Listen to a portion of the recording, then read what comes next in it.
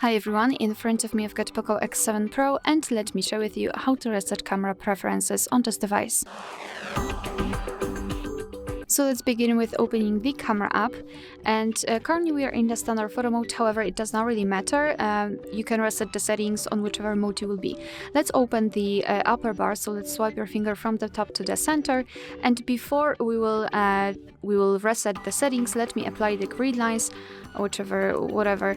I just wanted to show you the visual evidence that the reset option will work, so they should disappear. So as I said, let's open the upper panel and enter the settings icon in the right upper corner.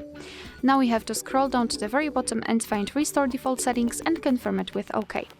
Nothing happened. We can do it again. The camera settings flashed out a little bit.